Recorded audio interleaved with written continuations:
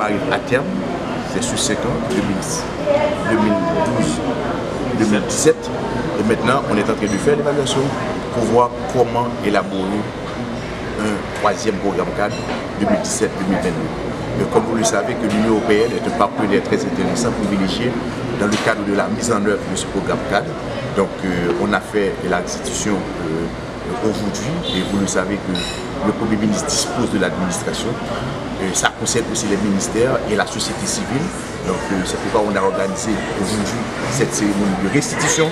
Et comme le PM vient de le dire, on va former un comité de réflexion pour analyser les enjeux, les difficultés, les lacunes, et aussi tenir compte des points positifs donc réalisés au cours des 5 années, et pour voir l'éventualité ou la possibilité de préparer un troisième programme cadre de forme de l'État. Certainement, il y avait un concours qui a été réalisé par l'ONRH, on est au moment. D'ici la semaine prochaine, donc on va publier la liste des candidats éligibles pour la phase d'admission. Donc comme vous le savez, ça a été, il y a un jury indépendant qui a été institué pour le déroulement du processus. Donc l'État haïtien est en dehors du dispositif.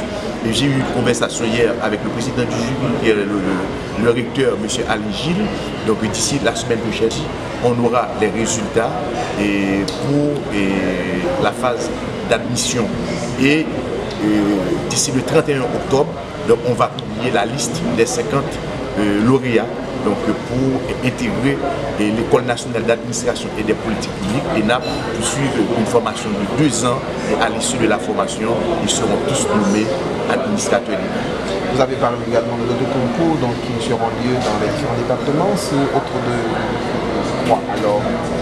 Et le PM vient d'inaugurer quelques centres administratifs, donc les 10 centres administratifs, donc pour un service de proximité dans le cadre de la déconcentration des services publics. Donc dans ce cadre, donc, il faut nommer donc, les gens pour la gestion de ce centre.